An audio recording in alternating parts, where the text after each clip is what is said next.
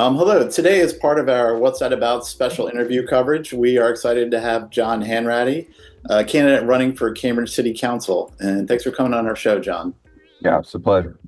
Did I get your name right? I should have asked you first. It's Hanratty. Hanratty. Okay. Yeah. Um, so, can you tell us a little bit about your background and how you came to live in Cambridge? Yeah, sure. So, long story, but I'll keep it as short as I can. But yeah, so I graduated from college with a computer engineering degree, and while I was in college, this company called Apple appeared, and I became sort of enamored with the whole idea of startups, and so that was what my goal was all about, a high tech startup, either participating or starting one someday. And so when I graduated, I ended up in Dallas and designing circuits for to take clouds and fog out of satellite pictures in real time. Back then, it was a whiz bang thing. But while I was there, the IBM PC came out. And so a number of my friends and I decided, well, this is an interesting thing. Let's go quit our jobs and go do some work and see what we can make of this. And so we did. And we formed a company, went out and did some consulting. It was a very interesting time because there's no such thing as the World Wide Web or Windows or any of those other things. Hardly any software ran on the systems either. So just VisiCalc. And so we made it go for several years. And at a certain point, we are looking to do something more like a product. And that's where I ran into a wall in Dallas. And Dallas is a world-class city. It has lots of money. They have the opera and the museums, and they even had the Mavericks. That was a new club down there. Hmm. Not quite as not quite as like the Celtics, Hmm. but what I found they're a center of for oil and gas and finance and all of those things. So it's a great city, but I ran into a wall. There was no tech down there. That no one knew how to invest in tech. There weren't other tech people to talk to and hire, and the universities there were sort of TCU, SMU, North Texas. They had tech um, courses, but they really weren't leaders like Stanford and MIT. And so I decided I had to move.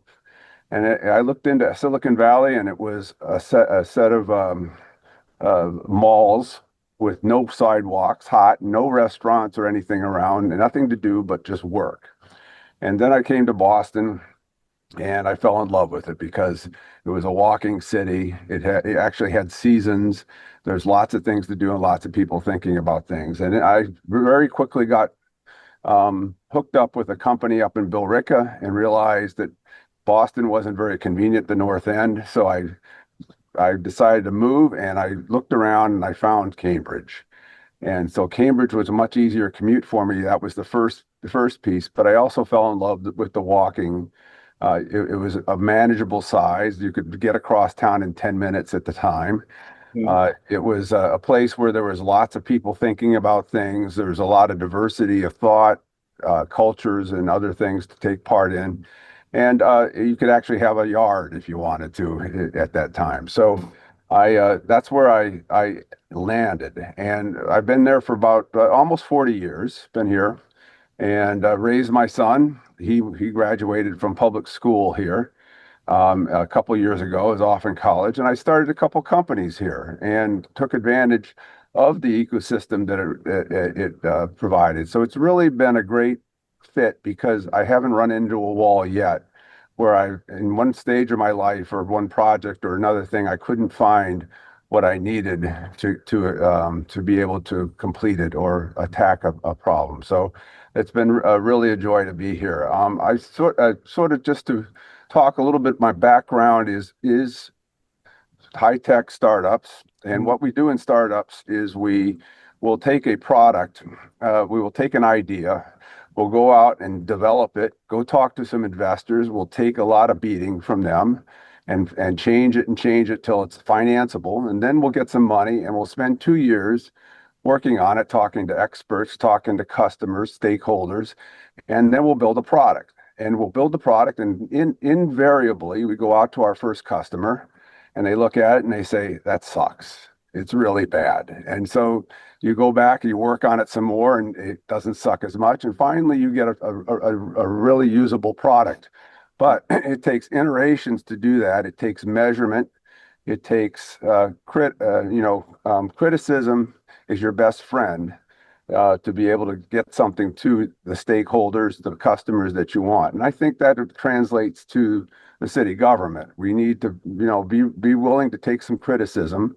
We need to know that we're not going to get everything right exactly the first time, and we need to build that into our laws and ordinances and zoning and say, well, yeah, we really intended it to do this. What was the goal? Are we doing it? No. Okay, so how do we fix it?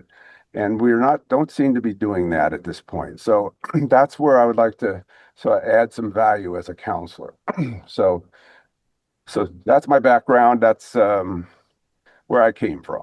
I hear you. And can you give me like it sounds like you have something in mind. What's a specific example where you take that kind of startup mentality where you iterate on a policy? Can you think of something that you have something in mind? Well, I mean, there's a couple of obvious ones that are on top of most people's minds. Most recently, it was the upzoning for neighborhoods. The cycling safety ordinance is another one. For instance, the cycling safety ordinance only requirement is to build 26 miles of bike lanes, Mhm. and it has one design for every part of the city, no matter how dense and what traffic patterns they have, and they're going to put them in there, and they never even considered the side effects of putting those bike lanes in. So that it doesn't have a set of goals. What's the goal? Well, the goal is, I would think, is to reduce accidents and to make biking safer. And if we were to do that, we should measure to say, are we actually obtaining that and making that happen? Are we increasing bicycle usage in the city because of these bike lanes? Those are meaningful goals that you really should be measuring to see what happens. I think the ordinance for zoning for the multifamily zoning was based on some faulty data, some faulty projections. And that was pointed out, and many counselors looked at it and said, "Yeah, well, yeah, we know that, but we just don't have the votes to get it done." So I think being able to measure those things and being able to look at them and say, "Okay, what is the actual goal of doing this, and are we attaining that goal?" And along those lines, if you look at the same ordinance, the zoning, I think many of the counselors believed that we're going to increase affordable housing through inclusionary units. Mhm. And I think that there was an article in the Globe not too long ago that was talking about how it had failed to build any more inclusionary units, and it actually squashed multifamily housing for a market rate because there was this inclusionary cost a lot of money and wouldn't be able to finance. You're not able to finance it. So there was using that assumption. It was a big assumption on passing that zoning ordinance. And so I think what's going to happen is we're going to have some unintended consequences because of that. So. Okay, let's stick with housing now. There's a lot to talk about there.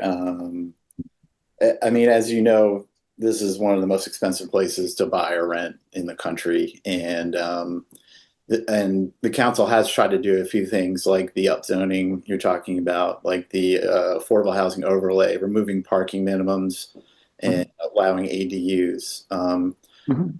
How do you feel about those, each one specifically? So it sounds like, well, I'll let you talk.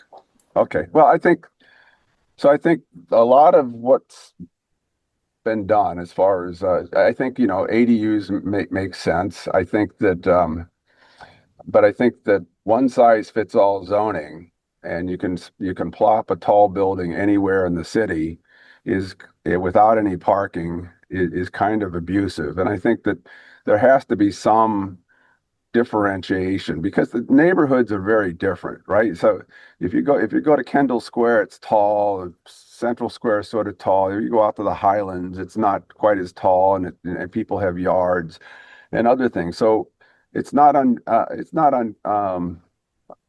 you know, it's reasonable. It's not unreasonable to want to maintain some some consistency in your neighborhood to worry about traffic and other things. I'm looking at the AHO going in. They're trying to put it in on Mass Ave and Walden. Yeah, And Newport's there's cool. going to be no parking and no pullover. And you look at that and you go, well, there's no place for all those Amazon trucks to go. Um, where are they going to go? And at the same time they're changing the the Mass Ave into a single travel lane in each direction. So there will be no place to turn over except to stop in the middle of the street. So I think that you know one, neighborhoods and areas have different traffic patterns, they have different density, and I think we should treat them and take that into consideration in the zoning. I also think that the zoning doesn't take into account the other attributes of what's going on here. So, what about open space? Are we going to have a park for the kids to play on the swing set? Are we going to choke traffic off and double the density of an area? Utilities, schools, I guess, are falling in population right now for whatever reason, but schools might be okay. But are we really looking at this and saying, okay, as far as the total experience and livability of an area of the city, are we really looking at it as a whole versus just zoning? And I can see that in, for instance, the Mass Ave study that they did, the Mass Ave. Um, Talk about the squares and yeah, well, so there was a Mass Ave and Maps, it was called. And so what they did there is they got some of the community members, and then they got a bunch of CDD people and a facilitator from Philadelphia, and they came up with this whole design, and there was like 8 attributes to it. So one of it was, tree coverage. Another one was um, open space. Another one was, is it a destination for people to come and do things? Was it walkable? And there was a bunch of things, and then there was building height. yeah, And so at the end of the day, the only thing that we had a place to go was building height, and it's going into a zoning ordinance, and the other ones are going to fall on the ground. I don't know who's picking them up, but I haven't seen anyone volunteer yet. So how do we get the open space, the destination design for the neighborhood and those things built in without somebody in charge of it, right? yeah. Uh, there's been a couple there. There's the upzoning, which it sounds like you don't support the citywide 4 stories allowable and 6 stories with 20% affordable housing. I don't want to put words in your mouth. That sounds like you don't support that. That Yeah, I think that it's going to have unintended consequences. I think that first of all, I don't think that inclusionary hasn't proven to be um, attractive and financeable. So I think I looked at the affordable housing inventory between 2003 and 2004. And I think there was only 2 neighborhoods that had any inclusionary housing permitted out of the whole thing. And there was one was permitted. It was like 100 in area in neighborhood 9. And I don't know where that was, but it sounds like it's one building. It could have been an upgrade. I don't know. But there was not a lot of inclusionary housing getting built. And the data that was quoted by the Globe says, and they were seeing the same thing in in San Francisco and other cities, is that the amount of inclusionary housing, if you're up in the 20% range, is difficult to finance, and it really crushes multifamily housing. So what you might end up with is just a bunch of market rate 9 unit buildings all over the city. And the market rate will basically be more expensive than what was there before. So what I'm seeing right now as a result of that ordinance is there's a bunch of speculators out buying up, like in North Cambridge, they have yards and a driveway, and there's a two-family, and it's a little bit older and maybe not as fancy as the new places, but they go in and they buy those up, and they're buying them up quickly. And what are they going to do? They're just trying to decide whether they should build, you know, they're not going to build inclusionary housing. They're going to figure out how to build a 4-story set of condos that they can sell at 1 million, 2 million, 3 million a piece. And you're saying that's policy, that's being kind of dictated by policy. What would you have done differently, or what would you do differently to the? I mean, you say you're running for council. What would be the what would you pass to prevent this sort of thing? Well, again, I think that the zoning needs to fit the area, Hmm. right? And I think it is, once again, it's a blanket solution. I'm not sure if it would have passed. Many of the counselors, I believed that they were going to get some affordable housing. So if you put that in front of the council and said we're not going to get any affordable housing or inclusionary housing, would they have voted the same? Maybe not. So I think that you have to be realistic about whether that's going to work or Yeah. not, and what it is it's going to deliver. And I think so. I think it needs to match the neighborhoods. A little bit of oversight is not a bad thing for these, but I think that the height and maybe the setbacks should be a little bit more nuanced for the areas they're going into. Would you take away that 20% requirement for 6 stories and lower it? Is that what you're proposing? Well, I think we need to revisit the inclusionary housing law, period, right? And so it might work at 10. We might get 20% of nothing is nothing, and 10% of 100 is one, or no, to 10, right? So um so I think that getting a law that works first, and that you're giving bonuses to people for 2 stories when the requirement is not going to work, it's not going to finance, is not a way to go. So I think we should revisit the inclusionary piece of all housing, right? And see if maybe a lower threshold is the right way to go. Okay, maybe a lower threshold. And then I've heard you say that we need to be more neighborhood by neighborhood. So you would not support the upzoning citywide at all, it sounds like, and go to more, yeah. Well, I think I don't have a problem with saying that multifamily can be, we can get rid of zoning for only single family. That doesn't mean you can't build single families there. That means you can build a multifamily. Right. But I think, allowing that might get you some more housing. But I think some areas, they have setbacks, and they are have a little bit more open area. They're not as high as other areas, and so we could nuance that a little bit more, uh, you know, by area. I think, yeah. So One of the things you touched on was you said the schools. I mean, the schools are decreasing in a population. I, me personally, because I think people can't afford to live here on a working class salary anymore. Is yeah. there? Do you have is that something you would try to tackle? Well, I think that the policies that we've gone through really take it from the middle class, right? So if you look at the they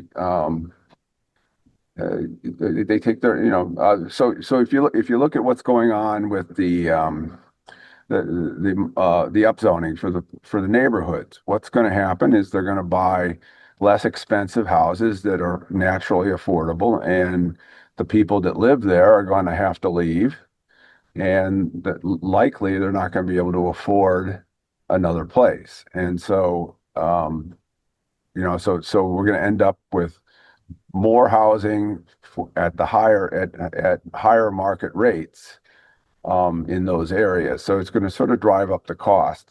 I don't, Can you walk yeah. me through real briefly how that works? Because if you're building more housing, how is that going to drive people out?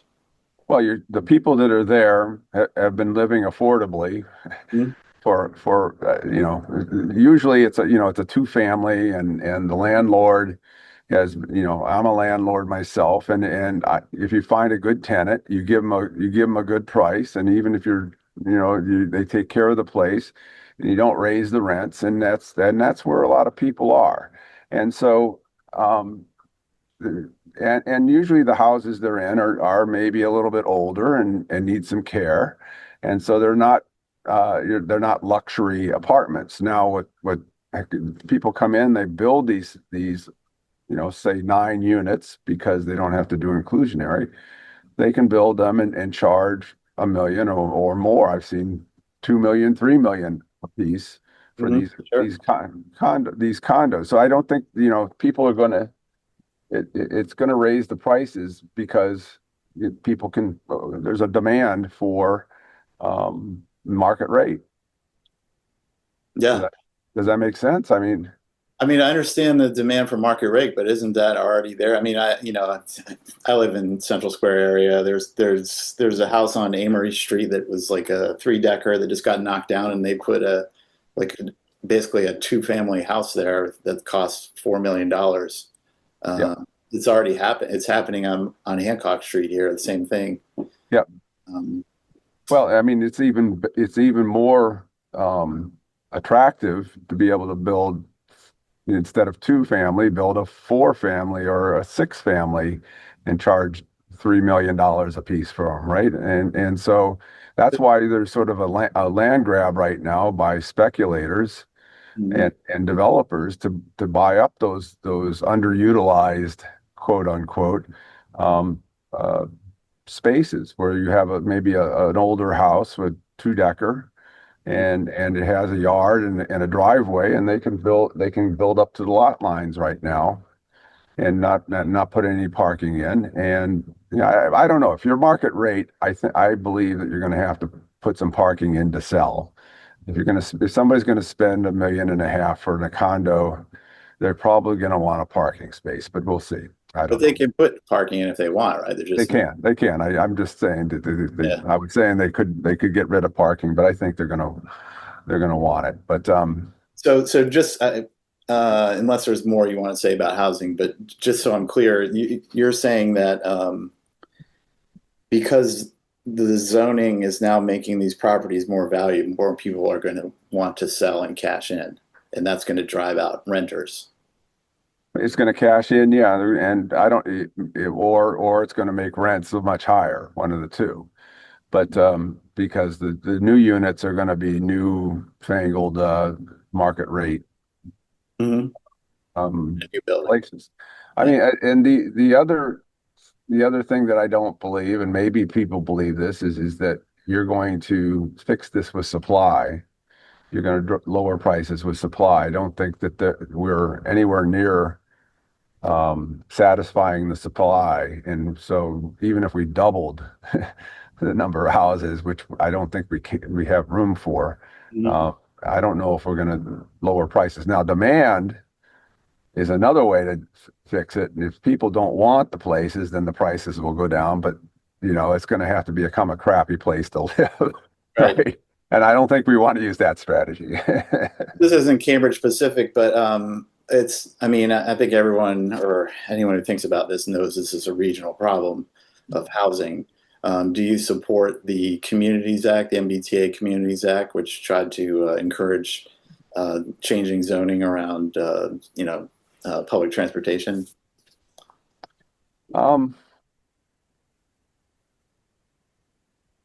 Yeah, In principle, yes. I think that,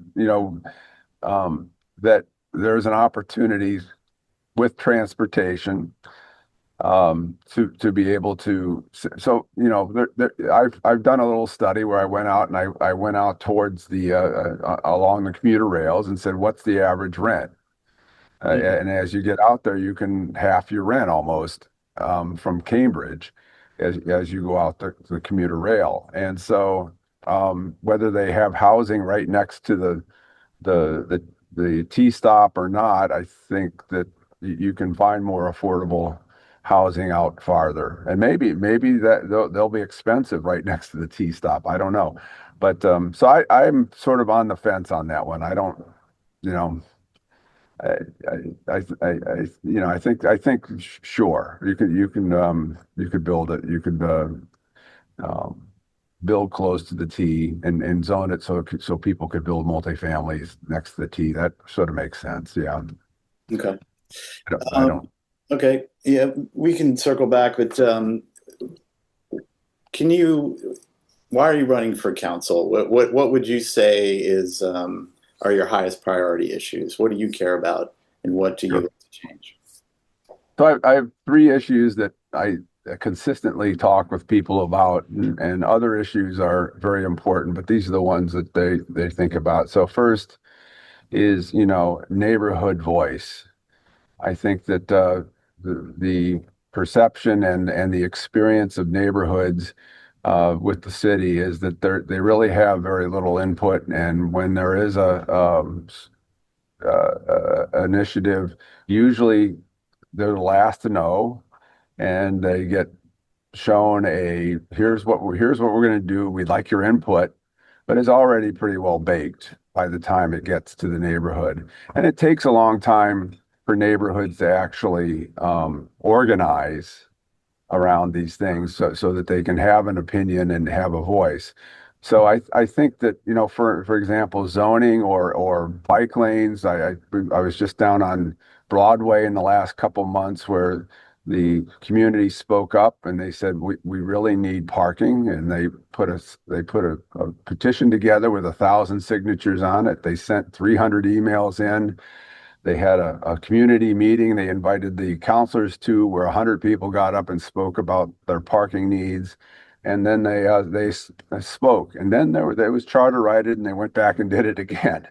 And it was completely ignored. They built the bike lanes, they're going to take the parking. And so that's happened time and time again, where the city comes in and they do their community meetings under the auspices of input, and they don't really do it. And the communities are disadvantaged because, in bike lanes or in zoning, there are well established lobbies that are very much on message, and they can call up their masses and get 600 signatures on a petition very quickly for any purpose. Where the neighborhoods aren't organized, they're all living their lives, sending people to school, etc. So I think that the neighborhoods are extremely important. We have to give them respect. They're the strength of the city. They're very diverse. They're vibrant. And that's we really have to take into consideration, the small businesses there, the people there, how they get around, the all of the attributes that make a community a community and a unique community. So that's one. And the next one and I touched on it earlier, is just accountability. Is if you're going to pass a law and or a zoning law or a policy, whatever it might be, we should really, base it on data and base it on facts that you've checked, and the council should be responsible for considering the right facts, because they're supposed to be wise and be weighing one decision over another and weighing the community's needs over another. And if they're not using the facts in the beginning, and then be very definitive of what you want to accomplish. What is the goal of this? I mean, it's something meaningful, not mileage of bikes or whatever it might be. It's like we want safety, and the safety, and we want to increase safety, and we're going to measure it. And finally, being willing to go back and based on measurement and make some adjustments. And so whether it's a zoning act or it's a a parking act or whatever it might be that they would put into place, are they actually being effective in spending the taxpayer money wisely? And then finally is fiscal responsibility. And people are seem to be getting more alert on this. It's been publicized as Kendall Square is going vacant by, I think 22% was the last number I saw. That's going to take a cut out of our tax revenue. The feds are cutting things. We're not building as much commercial space as we used to, so the fees are not coming in. And so our revenue side of a city is starting to fall. And so we've had several decades of a 2-for-1 match. You put in $1 as a resident and you get $2 from the commercial side. And that's about to shift. And so even with that 2-to-1 match, over the last 3 years, we raised taxes by 25%. So we didn't have enough money with the 2-to-1 match, but we figured out how to spend 25% more. So going forward, we have to recognize this. The burden's going to go on to the residential taxpayers, which is going to raise housing costs even more. And it's going to be passed through to renters, raising their costs. So we have to, it's going to happen. We're going to have to raise taxes, but at the same time, the council needs to sit back and go, okay, these are our priorities. And now, do we really need to do this versus that, and make some hard decisions and keep the budget from growing if at all possible, because that gets just passed on to the residents, and it raises the cost of housing and everything else. So it's really the job of the council to give us a set of priorities and make some decisions that we may not be popular, or it may just make sense because some programs may not be working right now. So we should really do that. So those Yeah, are you're covering one of my later questions here that and I've asked this of everybody that we've talked to so far. I mean, yeah, revenues are obviously going to decrease. It seems like the federal government is intentionally spiking our economy. Um, do you support increased taxes if necessary? And if you don't, are there items that you think that the city should cut right now? well, I think so. First of all, I think that taxes are going to go up. Hmm. And the question is how much? Okay. And so if we don't recognize that everything we put on the platter is going to raise taxes more, Mhm. we're doing a disservice for the citizens of the city. And in fact, it's going to be more, and you're going to get less services out of the whole thing. And so because the costs are going up a little bit. So I think that I would not lock our hands that we wouldn't raise taxes, but I would like to make sure that when we do, we really have to. I would love to keep it even and let us grow into it. That would be a goal that we should have. But I think, and cutting things, we'd have to go through our priorities. It's a priority discussion, and it's not my priorities. It would be, the cities and the neighborhoods and all to sort of say it's more important to build more housing than it is to build bike lanes, or it's uh, to put in homeless programs is more important than this and that. And so if you look at the top, it's a regular thing you do in business is you look at your top expenses and you decide, do I have my priorities right? Am I spending money wisely, and could I get 10% out of this, Mhm. 10% out of my biggest one, and I could have a higher impact. So just looking through the budget, and the city manager should be doing this because that's his job. But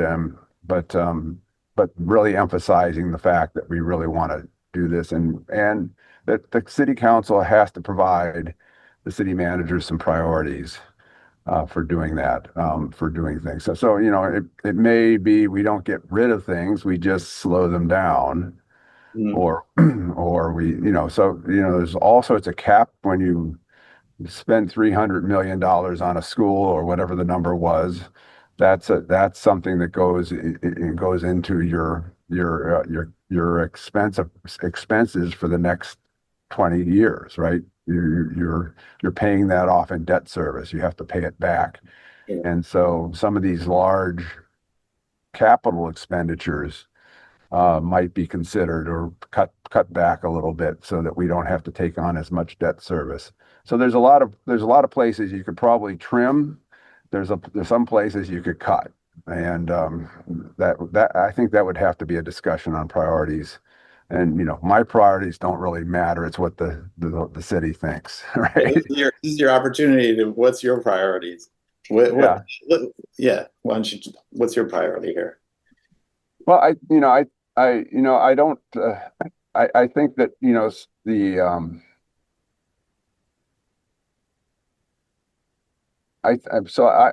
first of all, we have to cover our debts, right? And we have to cover salaries. My priority would be not to cut people, right? You don't want to cut people, maybe natural attrition, a freeze. I think that, I don't know what we're doing, the housing. Seem to have a big big pile of cash there. Do we have enough? Do we have not enough? What are we doing with that? The bike lanes we're spending a lot of money on, hundreds of thousands, hundreds of millions of dollars to do those. Should we be cutting those back? Or should we not do any more, right? Or, we finish CSO and we're done. But I don't think CSO is done. So I don't have a laundry list for you, but those are all. I think there's areas where we can trim, and there's probably a few areas where we can cut, and that's what we need to do. Okay. Let's get a little more on the positive side of Cambridge here. Like Yep. what's your favorite part of living in Cambridge? Do you have any favorite like neighborhoods or places to visit, stuff like that? Well, I mean, I have a dog, and so we love to go down to Fresh Pond because he can run around and go swimming and stuff. So that's really an oasis out, within a very dense city, Mhm. that you can walk around. So I really enjoy that area. And the golf course there too. I like the golf on the golf course, and that's a hidden charm there that it's a diamond hidden away there, and it's used by seniors and high school kids and everybody in between of every shape, color, and creed. And it's a fun place to go. And what you do is you go down and you put down your $20. You get a tea time and you end up with three other people you never met before. And they can be the most interesting conversation you'll have because they could be, Harvard professors or restaurant workers or construction workers or just a bunch of high school kids. And so I've had really enjoyed, meeting all the various people there, in that area. So, and my wife and I like to eat out. So we have some good restaurants in town, and we like to go out occasionally and try those out. So I think that's one part of the city that's can be a lot of fun, is going out and exploring the various restaurants as they open up and Yeah. discover things. So, Is there anything you would do to or opportunities you see to improve the quality of life in the city? Do you have any ideas to bolster the cultural life or um, well, I mean, cultural life. I think so. I think one thing that we really are missing is the open space. Where do we have places where community can meet and parks or community centers where people can get together. Um, I would love to see more, sort of square areas where there's some open space for people to commune and get to know each other. Because in my neighborhood, I walk along the sidewalks and I see everybody, and you say hello to them, and having another place to go. Somebody mentioned that Porter Square, where I live, has a lot of coffee shops, and I said, well, that's the only place we can go meet. So we don't have any parks or anything there. So I think that, thinking about open space, places for people to commune. I don't, even as we're looking at the corridors as a place to pack housing, Yes, square. maybe maybe there's a way to sort of build out an area that's off the corridors that caters to more specialty shops, right? And somehow get that developed where, you could go and walk over to it. And I think, like, what's the one over in Union Square, the Bow Market. Bow Market. So that has a lot of little funky little shops in there, and it's fun to go in there and walk around. To be able to develop that type of environment here would be great. I mean, to first encourage more, new shops and small shops. I mean, one of the things about Mass Ave is that a lot of immigrants have come here and made their new life, and they put up a shop, or they were from Ethiopia or from uh, um, Pakistan or wherever it was. They put up a shop or a restaurant along there, and the assumption was there's a lot of traffic here, and they can park, and they've built up their businesses, and they've given us a lot of variety of things to try and do along that corridor. And I'm just afraid that we're going to lose those people, and we're going to lose their follow-on people who are coming over for a new life to start a little shop, or a little business, a little restaurant, and provide a real service to folks, and a lot of variety for the neighborhoods. And so I would love to see a way to sort of encourage that, an area where people could go, these shops would be available to them. And so yeah, so that's a couple ideas there. Along those lines, do you have a plan to address vacant storefront spaces that we see all through Central Square, Harvard Square, valuable properties that are just sitting fallow, basically? Yeah, I haven't followed what the proposal are on those. I think that, yeah, there are it's probably, there's some legalities around, telling a landlord what they can do and what they can't do with their lands. I don't know. I don't have a good answer for that one. I'm going to have to say, it's unfortunate they are having problems. And I don't have a good feel for whether it's just they're sitting on the property and they're not doing something, or they just don't believe that they can make a go of it, given the configuration of the area or whatever it might be. So, I think people have been saying, well, we should fine them, or tax them at a higher rate or something like that. So I don't know what the legalities of that are, but if they're just sitting on it, um, you know, you want to do some encouragement there. I don't know so I haven't studied it, so I don't know why they're sitting on it. Yeah, And if I had more data on that, I would render an opinion. yeah, So yeah, yeah. I hear you. I I mean, guess, I guess it's better not to render an opinion when you don't know anything about it. Right? seems like there's existing properties that people could, if they could afford it, could open the store. But I guess open their own I mean shops. the theater there is a big place, Yeah, yeah. The and theater. and it's not really configured for small stores, so you'd have to find something kind of big, or really break it into something smaller to make it work. So it's not a trivial thing to do, but you really have to have the traffic for the configuration that you want to Yeah, build. Are people going to movie theaters anymore? I am. Okay. Okay. Yeah, I mean, the Brattle's pretty full most of the time, but I'm just thinking of all the stores. I mean, half the stores in Central Square, they're not all big stores. They're just, and there's plenty of traffic there. Um, Yeah. I yeah, I don't know. I think that, that's another interesting piece here is that a lot of what these plans are for the city are to build tall buildings and put retail on the first floor. yep, But when I look around at some of the new buildings that are going in with retail on the first floor, they're empty also. yeah, And so they're not really renting them out. So I don't know whether, the rents are going up, are much higher there than they're expected to be.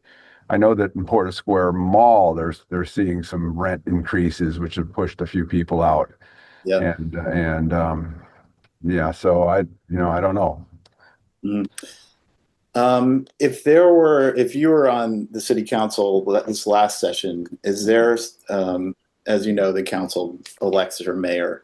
Is there someone you would have supported for mayor? Um, I like Denise. I think she's Denise Simmons. yes, she's usually a very reasonable, thoughtful person. When she speaks up, she's bringing up the points, and a lot of times when the rest of the counselors are being a little bit um, illogical, she'll bring them back in. So I think she's done a good job. I don't know if she'll be the next one, but I think she's done a good job. Um, of the bunch, I think that was a good choice. Yes. Yeah. And it sounds like you don't have a regular commute. Do you use public transportation? Do you drive? Do you walk? Like, how do you get around Cambridge? I mostly walk. Mhm. I have a car because I have commitments outside of town. Mhm. So, maybe once a week I'll drive my car. But mostly walking and, so that's it. And public transportation will take the T. So they take advantage of all those things. I think that's the case for a lot of people in town. People have cars and they use them infrequently, but when they need them, they need them. And Yep. they really you live in Cambridge because you can walk a lot of places and you can catch the T into Boston or wherever you want to go. So I don't think I'm, uh, you know, anywhere odd on that. I'll even ride a bike once in a while. So, Yeah, I mean that's why I moved here because of the public transportation and yeah. technology and stuff like that. And I have a car, and I try not to use it very much because it's a pain. Um, is there anything else you'd like to talk about that we haven't covered? Um, I think we've covered quite a bit there. I'm trying to think if there's anything that we really.